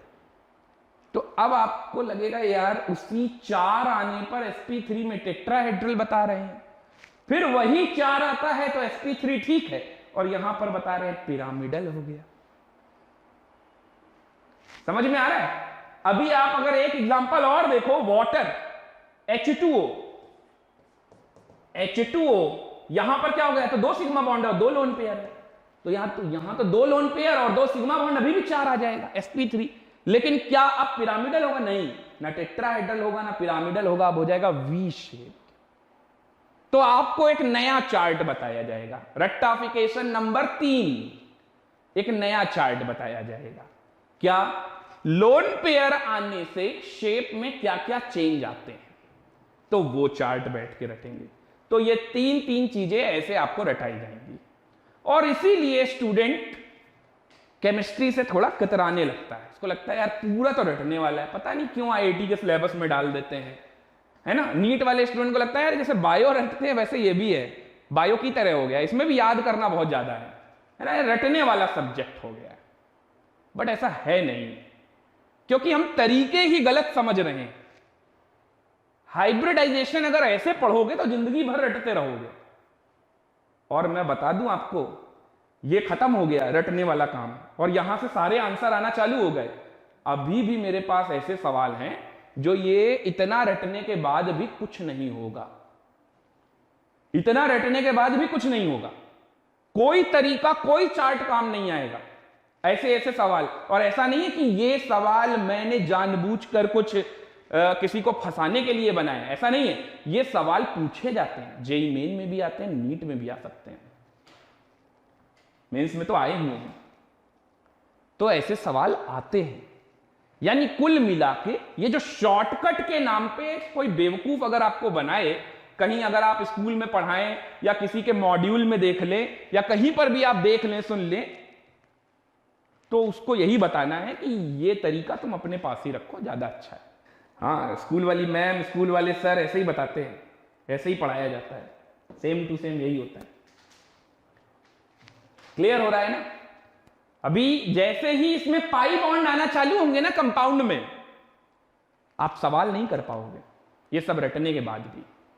अब मैं अपना तरीका बताऊं, अब ऐसा कोई भी मेथड मत बताना, कोई भी मेरे व्हाट्सएप पे या ग्रुप में कुछ भी ऐसा सेंड मत करना कि देखो ये नई अद्भुत चीज हम सीख रहे हैं, ये हमारे स्कूल वाले सर ने बताया है या स्कूल वाली मैडम ने बताया है, ये सर आपको नहीं आता था, देखिए मैं आपको बता रहा हूं या मैं आपको बता रही हूं, कितनी अच्छी चीज है, आपको आता ही नहीं है, बताइए। तो ऐसा ये तो एक बताया, ऐसे दो तीन हमारे आसपास टहल रहे हैं हाइब्रिडाइजेशन निकालने के फॉर्मूले, है ना। तो आपको किसी भी फॉर्मूले पे, ऐसे किसी फालतू फॉर्मूले पे नहीं जाना। अब सही तरीका क्या है वो मैं बताता हूं, थोड़ा लेंथी है, लेकिन इस मेथड से जो अब मैं सिखाने वाला हूं, इस मेथड से आपका फायदा यह होगा कि एक तो आपको कुछ रटना नहीं है, पहली चीज कुछ नहीं रटना है। दूसरा, आप एक नहीं दो नहीं बल्कि 6 रिजल्ट निकालना चालू कर दोगे, 6 रिजल्ट एक ही कॉन्सेप्ट से। जबकि आप पहले क्या कर रहे थे, एक बार रटा था तो हाइब्रिडाइजेशन आया, दूसरी बार रटा तो शेप आया, ज्योमेट्री आई, तीसरी बार जब रटा तो लोन पेयर की वजह से नया ज्योमेट्री नया शेप क्या हुआ ये आपने जाना। तो इतना रटने की जरूरत नहीं। समझ आ रहा है? इसीलिए केमिस्ट्री बहुत आसान और बहुत ही डिफिकल्ट सब्जेक्ट है। डिफिकल्ट इसलिए है कि अगर सही से समझेंगे तभी आपको समझ में आएगा, और अगर आप कोई बेवकूफ़ी भरे आइडिया से पढ़ रहे हैं तो आपको कुछ नहीं समझ में आने वाला, फिर आपको डिफिकल्ट ही लगने वाला है। चलिए खैर आगे बात करते हैं। अब मैं आपको, ठीक है, वंदना ने अपना दर्द जाहिर कर दिया है, तो वंदना खैर भुक्तभोगी हैं इस चीज़ की। स्कूल वाली मैडम ने इनको खूब बताया, ऐसे टॉर्चर किया, ये याद कर लो, वो याद कर लो, कुछ नहीं याद करना है। अच्छा, ये जो लास्ट वाला चार्ट था ना, लोन पेयर के आ जाने से, लोन पेयर के आ जाने से शेप में चेंज आता है, डिस्टॉर्शन आता है। ये सब आपको पहले से बताना जरूरी है। क्या होता है, अभी मैं ये सब पढ़ाता चला जाता तो ये लंबा लंबा मेथड होता, फिर आप कहते कि अरे सर आपने बताइए इतना लंबा मेथड बता दिया, हमारे स्कूल वालों ने तो बहुत अच्छा बताया है, आपसे भी अच्छा पढ़ा ले रहे हैं। तो उससे बेहतर है कि मैं पहले ही समझा दूं क्या कमियां आने वाली है ना। ये हर साल का प्रॉब्लम है, तो आप ही लोग सिखाते हैं कि पढ़ाया कैसे जाए, क्या पहले बोल देना चाहिए और क्या बाद में बोलना चाहिए। चलिए खैर आगे बात करते हैं। तो ये जो लास्ट वाला चार्ट आपको अभी मैंने जो बताया था वो रटना होता है, लोन पेयर के आने से शेप बदल जाता है। इस चार्ट को बोलते हैं कि ये भाई, इसको बोलते हैं valence shell electron pair repulsion theory, VSEPR theory. नाइहोम और गिलिस्पी ने दिया था, इस वजह से ये ऐसा हो रहा है। इन्होंने बताया था कि valence shell electron pair repulsion की वजह से ये शेप चेंज होता है। ये बात सही है कि उन्होंने ही बताया था कि ये लोन पेयर के आने की वजह से डिस्टॉर्शन होता है, शेप चेंज होता है। तो अब आपको VSEPR थ्योरी के बारे में भी बताया जाएगा और उसके बारे में भी 4-5 पॉइंट बताए जाएंगे। हालांकि स्कूल लेवल पे पूछे भी जाते हैं, उस पर हम लोग लास्ट में बिल्कुल बात करेंगे। मैं जब तक आपको हाइब्रिडाइजेशन पढ़ाऊंगा एक भी VSEPR थ्योरी का नाम नहीं लूंगा, ठीक है। जब से अब ये स्टार्ट करूंगा, कोई VSEPR थ्योरी क्या होता है क्या नहीं होता बाद में देखेंगे, कोई मतलब नहीं। पूरा हाइब्रिडाइजेशन पढ़ाऊंगा बिना VSEPR बोले, बिना VSEPR समझाए, और हम लोग सबके आंसर निकालेंगे सही। और एक भी चार्ट नहीं रटना है कि ये आ जाए तो ऐसा होता है वैसा होता है, कुछ नहीं रटना है। बस चीजों को ऑब्जर्व करना सीखिए, समझना चालू कीजिए, आपको सब कुछ आने लगेगा। और इसीलिए मैंने आपको कहा था इनऑर्गेनिक केमिस्ट्री की बैकबोन है, और इवन ऑर्गेनिक केमिस्ट्री की भी बैकबोन है। जब आप लोग ऑर्गेनिक पढ़ोगे ना, तो ऑर्गेनिक में कई जगहों पर रीजनिंग बॉन्डिंग की भी फंसती है। तो बॉन्डिंग एक ऐसा चैप्टर है जो इनऑर्गेनिक केमिस्ट्री को भी जोड़ता है और ऑर्गेनिक को भी जोड़ता है। चलिए समय अब नहीं गवाते हैं, सीधा आगे बढ़ते हैं। हाइब्रिडाइजेशन बतानी है सेंट्रल एटम की। बेरिलियम हमारा सेंट्रल एटम है, इसका एटॉमिक नंबर कितना होता है 4, 1s2 2s2। हाइब्रिडाइजेशन में कौन से इलेक्ट्रॉन पार्टिसिपेट करते हैं, वैलेंस शेल के, यानी 2s के इलेक्ट्रॉन पार्टिसिपेट करते हैं। जो जो मैंने आपको लिखवाया है, जो जो मैंने आपको बताया है, उन्हीं चीजों का यूज करूंगा। वैलेंस शेल बनाओ, ये रहा 2s, ये रहा 2s और ये रहा 2p, ठीक है, ये रहा 2p, 2s2 2p खाली है। अब जरा देखिए, ध्यान से समझिएगा तरीका, 2-4 सवाल सीख लोगे तो अपने आप समझ जाओगे क्या करना होता है। और जैसे जैसे इनकी प्रैक्टिस करोगे ये जल्दी आएंगे, ये भी फास्ट आएंगे। 2s2 2p खाली है। अच्छा, कितने बॉन्डेड एटम है, 2 क्लोरीन है। आप देखो कि एक्साइटेशन कराना जरूरी है या नहीं है, और एक्साइटेशन क्यों कराते हैं। क्लोरीन को बनाना है भाई एक बॉन्ड, क्लोरीन को एक एक बॉन्ड बनाना है, यानी कि यहां पर मुझे 2 बॉन्ड बनवाने हैं, सिग्मा बॉन्ड। तो हमारे पास सेंट्रल एटम के पास भी 2 अनपेयर्ड इलेक्ट्रॉन होने चाहिए। क्या आपके पास 2 अनपेयर्ड इलेक्ट्रॉन हैं यहां कहीं? अगर हैं तो एक्साइटेशन कराने की कोई जरूरत नहीं, और अगर नहीं है और खाली ऑर्बिटल है तो एक्साइटेशन करा दो। तो ये आपने करा दिया एक्साइट। जब आपने ये एक्साइट कराया तो 2s में 1 इलेक्ट्रॉन और ये 2p में 1 इलेक्ट्रॉन।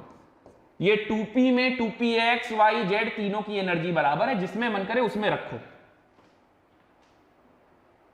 समझ गए? अब देखो ये सब किसके ऑर्बिटल हैं, सेंट्रल एटम के। तो अब अब क्या होगा, अब ये बेरिलियम का इलेक्ट्रॉन क्लोरीन के साथ सिग्मा बॉन्ड बनाएगा और ये वाला बेरिलियम का इलेक्ट्रॉन क्लोरीन के साथ सिग्मा बॉन्ड बनाएगा। किन्हीं भी दो एटम के बीच में पहला बॉन्ड क्या होगा, सिग्मा, किन्हीं भी दो एटम के बीच में। अब देखिए बेरिलियम और ये क्लोरीन, सिग्मा बॉन्ड, बेरिलियम तो वही है लेकिन क्लोरीन बदल गया, तो क्लोरीन नया आ गया, तो अभी भी क्या बनेगा, सिग्मा। अब मान लीजिए इन्हीं बेरिलियम और क्लोरीन के बीच में, या क्लोरीन की जगह ऑक्सीजन होता और इसी के बीच में एक बॉन्ड बन चुका है, दोबारा फिर से बॉन्ड बनता, तो वो बनता पाई। ये सब आपको मैं सिग्मा और पाई में समझा चुका हूं। क्या इतनी बात आपको समझ में आ गई? अगर इतनी बात आपको समझ में आ गई तो इसका मतलब आपको सब कुछ समझ में आ गया। अगर आपको इतनी बात समझ में आ गई तो इसका मतलब आपको सब कुछ समझ में आ गया। यहां तक क्लियर है? जल्दी से देखिए, सबसे पहले बेरिलियम का क्या करना है, इलेक्ट्रॉनिक कॉन्फ़िगरेशन करना है। इलेक्ट्रॉनिक कॉन्फ़िगरेशन करके आपको क्या करना है, ये देखना है कि कितने एलिमेंट बॉन्ड बनाने के लिए हैं।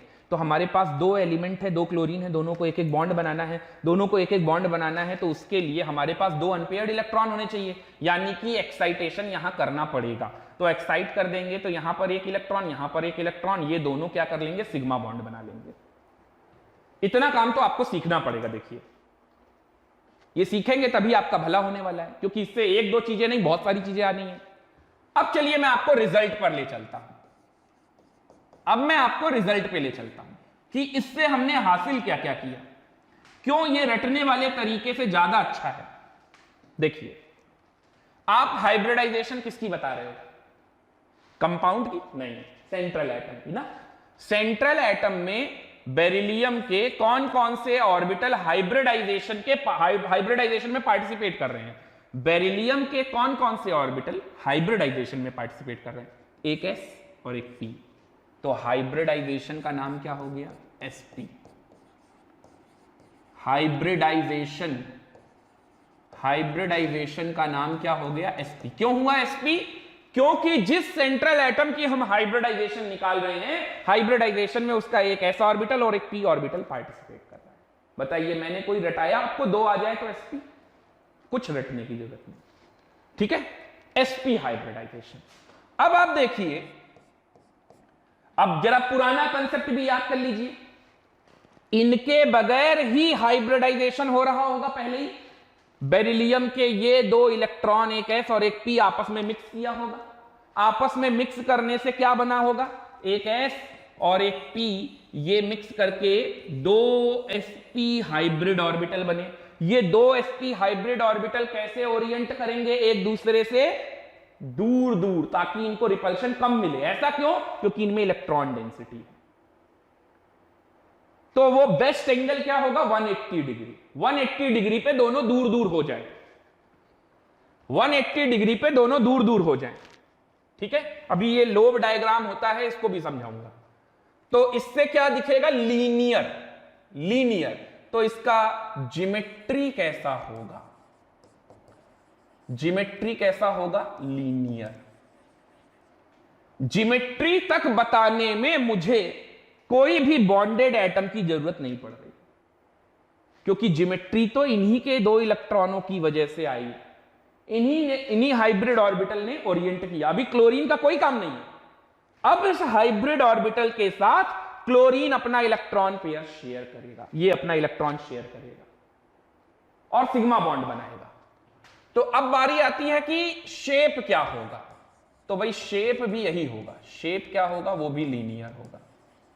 बॉन्ड एंगल भी हम बता देंगे। बॉन्ड एंगल क्या होगा, अभी आप ही ने यहां पर देखा 180 डिग्री होता है मैक्सिमम दूरी पे लाने के लिए। Bond angle 180 degree. चलिए इसका स्ट्रक्चर बनाते हैं तो अपने को समझ में आ जाएगा। तो इसका स्ट्रक्चर देखिए क्या है। बेरिलियम सेंट्रल एटम है तो सेंटर पे रख दीजिए। ये क्लोरीन और ये क्लोरीन एक दूसरे के जानी दुश्मन, क्योंकि ये भी इलेक्ट्रोनिगेटिव है, ये भी इलेक्ट्रोनिगेटिव है ना। तो जैसे अगर बेरिलियम इन दोनों को साथ में लेके चलेगा तो इन दोनों को कहां रखेगा, दूर दूर, आपस में दूर दूर रखेगा। जैसे घर में दो बच्चे आपस में ज्यादातर लड़ते रहते हैं तो पेरेंट्स क्या करते हैं, तुम बेटा इस वाले कमरे में जाओ, तुम इस वाले कमरे में जाओ, तुम घर के इस कोने में रहो, तुम घर के इस कोने में रहो, एक दूसरे की शक्ल मत देखो अगर लड़ रहे हो इतना। तो वही है, यहां पर क्लोरीन लगाइए, एक क्लोरीन को यहां लगाइए, दूर दूर रखिए, और बेरिलियम से बराबर दूरी पर रखिए। ये इनके बीच में आपने ये क्या किया था, सिग्मा बॉन्ड बनाया था, और ये भी क्या था, सिग्मा बॉन्ड। अब ये आपको ये शेप कैसी दिखाई दे रही है, ये आपको लीनियर नहीं दिखाई दे रही है, तो इसके लिए आप रटोगे कोई चार्ट, रटने की जरूरत ही नहीं है। बॉन्ड एंगल किसके बीच में डिफाइन होता है, बॉन्ड एंगल के लिए हमें 3 एटम चाहिए, 3 एटम, जिसमें कि मिड वाला सेंट्रल एटम होना चाहिए। तो देखिए क्लोरीन, बेरिलियम और क्लोरीन के बीच में ये बॉन्ड एंगल आपको कितना दिख रहा है, ये 180 डिग्री नहीं दिख रहा है, तो इसके लिए आपको कोई चार्ट रटने की थोड़ी ना जरूरत है। समझ आ रहा है, क्लियर हुआ? चलिए, कितनी चीजें समझ में आई, hybridization, geometry, shape, bond angle, structure, है ना, 5 चीजें समझ में आ गई। और देखिए डाइपोल मोमेंट, ये सब आपको रटने वाले मेथड से नहीं मिलेगा। डाइपोल मोमेंट क्या होगा, म्यू। तो देखिए बेरिलियम और क्लोरीन में कौन ज्यादा इलेक्ट्रोनिगेटिव है, क्लोरीन। तो एक वेक्टर BeCl2 में एक वेक्टर इधर जा रहा है, इसको वेक्टर से समझ लीजिए, और दूसरा वेक्टर इधर है, और 2 इक्वल एंड अपोजिट वेक्टर जिनके बीच में एंगल कितना है, 180 डिग्री। तो म्यू की वैल्यू कितनी होगी, 0। म्यू की वैल्यू 0। डाइपोल मोमेंट क्या है, 0। डाइपोल मोमेंट अगर किसी का 0 आ जाए, इसका मतलब होता है नॉन पोलर, और अगर डाइपोल मोमेंट कुछ ना कुछ बनेगा तो उसको बोलेंगे पोलर मॉलिक्यूल, पोलैरिटी है। तो ये कैसा है, नॉन पोलर। समझ में आ रहा है, डाइपोल मोमेंट क्या आया, 0।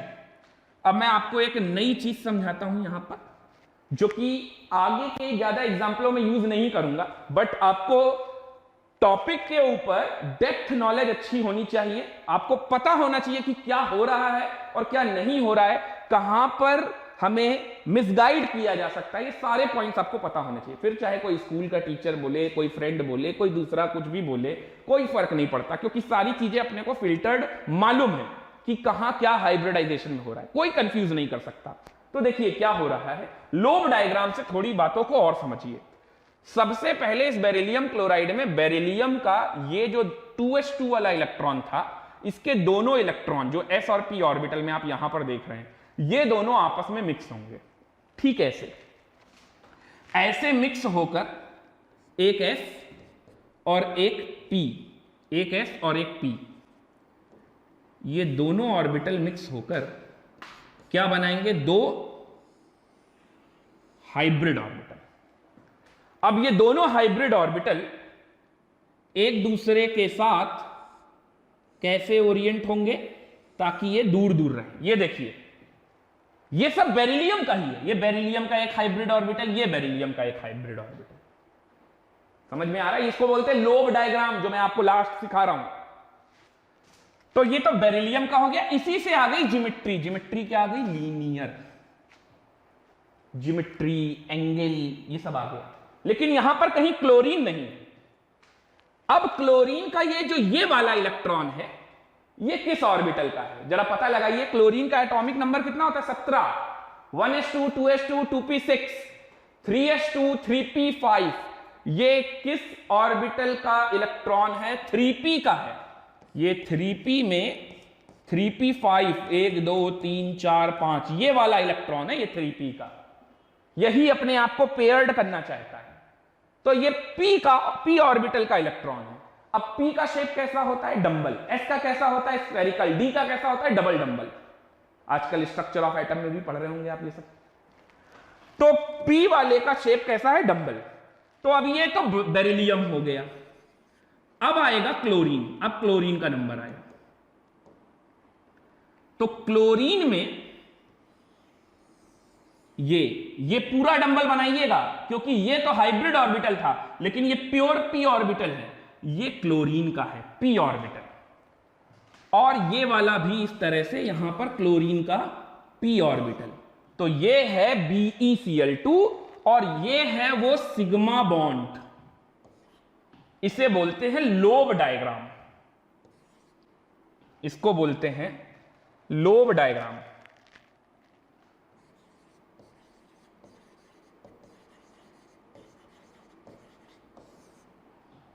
चलिए नोट कर लीजिए।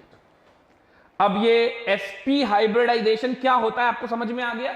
अब ये हर एग्जांपल में ये चीज नहीं उठाऊंगा, लेकिन जितने भी एग्जांपल लूंगा यहां से लेकर यहां तक समझना होगा।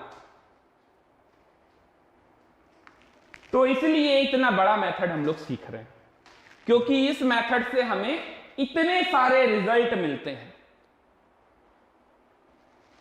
अभी एक रिजल्ट और बाकी है, लेकिन वो यहां आएगा ही नहीं। वो रिजल्ट है पाई बॉन्ड को लेकर, नेचर ऑफ पाई बॉन्ड। अब यहां पाई बॉन्ड ही नहीं है तो उसका नेचर क्या बताऊं। अभी जब पाई बॉन्ड आएगा तो उसका नेचर भी बताऊंगा। अरे यहां तक समझ में आया या नहीं, जल्दी से बताओ। यहां तक क्लियर हुआ क्या? इसमें किसी को कोई डाउट? चलिए, ये तो था पहला एग्जाम्पल।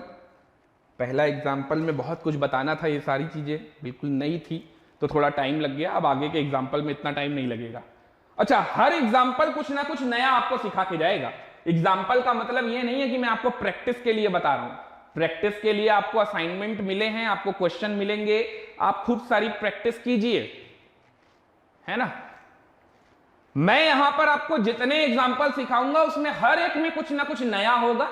तो हाइब्रिडाइजेशन का जब भी रिवीजन करना हो, आपके नोट्स में जितने एग्जाम्पल हो उतने अच्छे से पढ़ के चले जाओ, सब समझ में आ जाएगा। सारा हाइब्रिडाइजेशन आपको अच्छे से क्लियर हो जाएगा।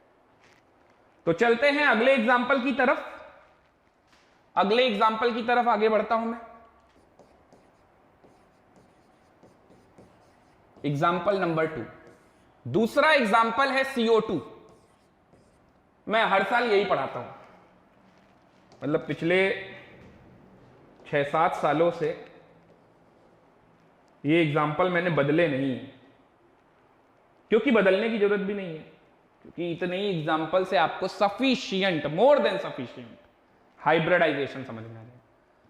अगर कोई लास्ट ईयर का स्टूडेंट होगा, उससे आप बात करेंगे तो आपको यही बताएगा नोट्स में, पहले ये कराते हैं फिर इसके बाद ये वाला एग्जाम्पल कराते हैं। और इतने से ही सिखाना होता है। जैसे एसपी से मुझे 3 ही एग्जाम्पल आपको सिखाने हैं, बस उन 3 एग्जाम्पल से आप एसपी समझ जाओगे, उतने में ही। तो चलिए CO2, ये नया एग्जाम्पल है और इसमें कुछ नया सीखने को मिलेगा। सेंट्रल एटम कौन होगा? कार्बन। क्यों? कार्बन लेस इलेक्ट्रोनेगेटिव है और कार्बन ज्यादा बॉन्ड बनाएगा। ठीक है, कार्बन 4 बॉन्ड बनाता है, ऑक्सीजन 2 ही बनाता है। तो यही है central atom. So what is the hybridization of central atom in CO2? तो कार्बन का इलेक्ट्रॉनिक कॉन्फ़िगरेशन अब आप लोग कीजिए जल्दी से। कार्बन का 1s2, 2s2, 2p2। अब देखिए, जैसे जैसे आपको, जैसे आप मॉर्निंग वाले लेक्चर में स्ट्रक्चर ऑफ एटम पढ़ रहे हैं, आपको पीरियोडिक टेबल में भी आप वो कॉन्फ़िगरेशन सिखाया था ना मैंने। तो अगर आपको इलेक्ट्रॉनिक कॉन्फ़िगरेशन जल्दी आता है तो आपको ये मालूम है 1s2, 2s2, 2p2 है, ये मत लिखिए, थोड़ा फास्ट कीजिए काम। ये रहा 2s, ये रहा 2p, 2s2, 2p2, समझ गए? 2p, 2s। क्लियर हो रहा है?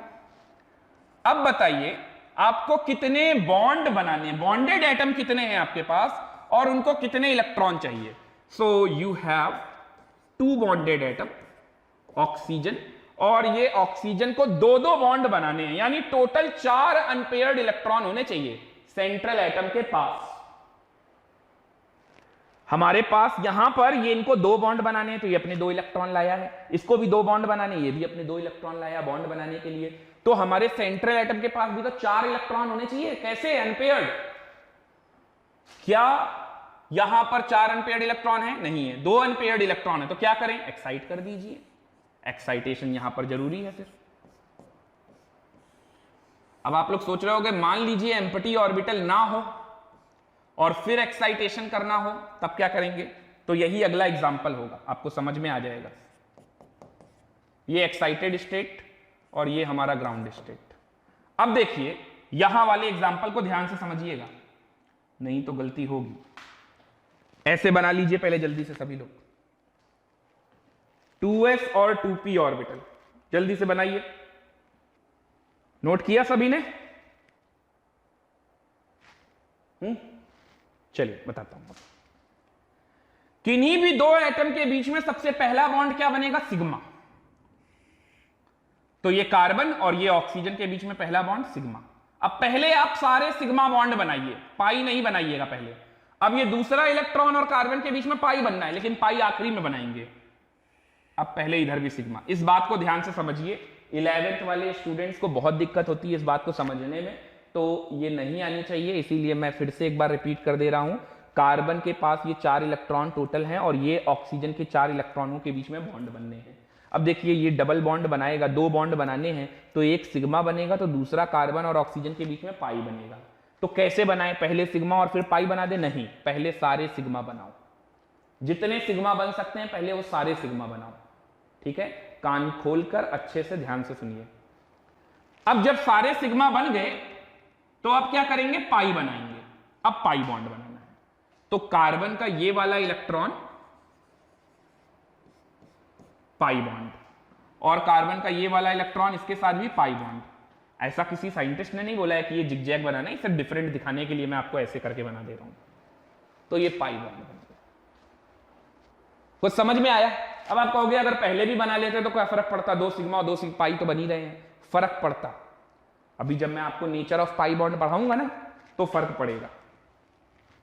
यहां तक क्लियर हुआ? देखिए किसी का कोई डाउट तो नहीं है? चलिए आगे बढ़ते हैं। अब आती है बारी रिजल्ट की। अब आते हैं हम लोग रिजल्ट पे। रिजल्ट क्या है भाई, क्या क्या हमने यहां से सीखा? हमने यहां से क्या क्या सीखा बताइए? हाइब्रिडाइजेशन में सेंट्रल एटम कार्बन के कितने ऑर्बिटल पार्टिसिपेट कर रहे हैं? 1s और 3p, 1s और 3p। तो हाइब्रिडाइजेशन का नाम क्या हो गया? sp3। हाइब्रिडाइजेशन का नाम क्या हो गया? sp3। जल्दी से बताओ, समझ में आ रहा है या नहीं? सही लिखा है बोर्ड पे? sp3 होगा? देखिए और बताइए। sp3 लिखा है, सही है? ये गलत है, ये गलत लिखा है। क्यों? क्योंकि जब मैं आपको हाइब्रिडाइजेशन पढ़ा रहा था, जब मैं आपको हाइब्रिडाइजेशन के की पॉइंट्स समझा रहा था, तब आपने ध्यान से नहीं समझा। वहां पर मैंने आपको बोला था कि सिग्मा काउंट करेंगे, लोन पेयर काउंट करेंगे, लेकिन पाई काउंट नहीं करेंगे। क्यों नहीं करेंगे? क्योंकि पाई तो उन्हीं 2 एटम के बीच में बन रहा होगा जिनके बीच में ऑलरेडी पहले हमने बॉन्ड बना चुके, सिग्मा, जिसको हम काउंट कर चुके हैं पहले, तो उन्हीं को दोबारा काउंट करें, ऐसा तो कोई मतलब नहीं। तो ये गलत लिखा है sp3। हाइब्रिडाइजेशन कितना होगा? पाई हटा दीजिए तो 1s और 1 ये p, यानी हाइब्रिडाइजेशन सही क्या है? sp hybridization. चलिए दूसरे पॉइंट पे आते हैं, रिजल्ट पे आते हैं। sp हाइब्रिडाइजेशन हो गया। अब ये sp हाइब्रिडाइजेशन में इसका स्ट्रक्चर बना लीजिए। चलिए पहले, अब स्ट्रक्चर पहले बना लेंगे तो बाकी सारी बातें और जल्दी समझ में आ जाएंगी। कार्बन को रखिए सेंटर में और 2 ऑक्सीजन दोनों को दूर दूर रखिए और कार्बन से बराबर दूरी पे रखिए। अब बताइए यहां पर ये सब आपने क्या किया है, वही यहां बना दीजिए। पहले आपने कार्बन और ऑक्सीजन के बीच में सिग्मा बॉन्ड बनाया था दोनों में, फिर आपने कार्बन और ऑक्सीजन के बीच में पाई बॉन्ड बनाया था। बन गया स्ट्रक्चर, ये लो, बन गया ना स्ट्रक्चर। ठीक है, अब ये आपको कैसा दिख रहा है? सीधी लाइन दिख रही है कि नहीं दिख रही है? यानी कि कार्बन का ये ऑर्बिटल और ये p ऑर्बिटल फिर से वैसे ही ओरिएंट रहा होगा। लीनियर तो बन ही चुका होगा, ऑक्सीजन आने से पहले ही बन चुका होगा ये सब तो लीनियर। तो इसकी ज्योमेट्री क्या है? तो इसकी ज्योमेट्री क्या है? लीनियर। और शेप ये आप देख सकते हैं, CO2 मॉलिक्यूल का शेप कैसा है? ये भी लीनियर, ये भी लीनियर है। ये लीनियर क्या है? शेप। तो शेप ये भी कैसा आया? लीनियर। चलिए अगला आता है बॉन्ड एंगल। बॉन्ड एंगल कितना दिख रहा है आपको? 3 एटम, ऑक्सीजन, कार्बन, ऑक्सीजन, ये वाला बॉन्ड एंगल कितना दिख रहा है? 180 डिग्री। तो बॉन्ड एंगल कितना आया? 180 डिग्री बॉन्ड एंगल आ गया। कितनी चीजें पता चल गई? 1 2 3 4 5। Dipole moment, dipole moment. The next one is dipole moment. ये सब काम का है आपके, सब कुछ पूछा जाता है। तो म्यू इक्वल टू क्या आएगा? 0। क्यों? कार्बन और ऑक्सीजन में कौन ज्यादा इलेक्ट्रोनिगेटिव? ऑक्सीजन। एक वेक्टर इधर, एक वेक्टर इधर, वही पीछे की तरह 2 इक्वल एंड अपोजिट वेक्टर है और उनके बीच का एंगल 180 डिग्री है। तो रिजल्टेंट कितना आएगा? 0। अरे केमिस्ट्री ना अच्छी लगे, फिजिक्स लगा लो यार। यहां पर 5 न्यूटन, यहां पर 5 न्यूटन, बीच में 180 डिग्री, कितना आया नेट फोर्स कितना आया बताओ? 0। ठीक है, अब बारी आती है लास्ट, जो कि मैं चैलेंज करता हूं कि सारे रटने वाले तरीके रटने के बाद भी आप नेचर ऑफ पाई बॉन्डिंग नहीं बता पाओगे, या तो फिर रट लेना। नेचर ऑफ पाई बॉन्ड सबसे इंपॉर्टेंट सवाल, नेचर ऑफ पाई बॉन्ड सबसे अच्छा और इंपॉर्टेंट भी है, पूछा जा सकता है। नेचर ऑफ पाई बॉन्ड, अब ये पाई बॉन्ड का नेचर कैसा है तो देखिए वो मैं बताता हूं आपको। पाई बॉन्ड कौन बना रहा है सेंट्रल एटम में? कार्बन, ये वाला। ये कौन से पाई ऑर्बिटल है? पाई बॉन्ड बनाने वाले इलेक्ट्रॉन है 2p के, ये 2p के इलेक्ट्रॉन है। अच्छा, ये ऑक्सीजन के कौन से इलेक्ट्रॉन है? तो ऑक्सीजन का एटॉमिक नंबर कितना है? ऑक्सीजन का एटॉमिक नंबर बताइए। 8, 1s2, 2s2, 2p4, 2s2, 2p4। तो भाई 2p4 की हालत कुछ ऐसी होगी, यानी इसके ऑक्सीजन के ये 2 इलेक्ट्रॉन आकर बॉन्ड बना रहे हैं, और ये कौन से हैं? 2p के। तो एक तो सिग्मा बना लेता है कार्बन के साथ और दूसरा पाई बनाता है। तो ध्यान से समझिएगा, अच्छे से समझना है नेचर ऑफ पाई बॉन्डिंग। देखिए, कार्बन का ये जो पाई बॉन्ड बना रहा है ये 2p का है इलेक्ट्रॉन, और ऑक्सीजन का जो ये पाई बॉन्ड बनाने वाला इलेक्ट्रॉन है ये भी कैसा है? 2p का। अच्छा, जो यहां पर हो रहा है वही यहां पर हो रहा है, ये भी 2p, और ये ऑक्सीजन का इलेक्ट्रॉन ये भी 2p, जो कि है तो वही। तो नेचर ऑफ पाई बॉन्ड क्या होगा?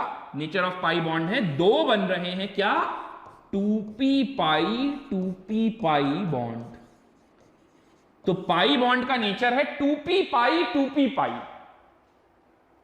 अब आप सोचो, जो स्कूल टीचर ये आपको रटाए थे या रटा रहे हैं आजकल या रटाएंगे स्कूल खुलने के बाद, उनसे आप ये पूछो कि इतना सब रटने के बाद मुझे CO2 में नेचर ऑफ पाई बॉन्डिंग कैसे देखेंगे, इसका भी कोई चार्ट बता दो। तो कोई नहीं होगा उनके पास चार्ट। इसलिए यही मेथड इंपॉर्टेंट है, यही मेथड सबसे अच्छा है, और यही मेथड आपको पढ़ना है, और इसी से आपके सारे सवाल लगेंगे। समझ में आ गया? नोट कीजिए जल्दी से।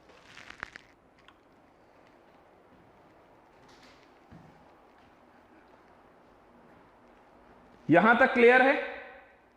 जल्दी से देखिए। ओके,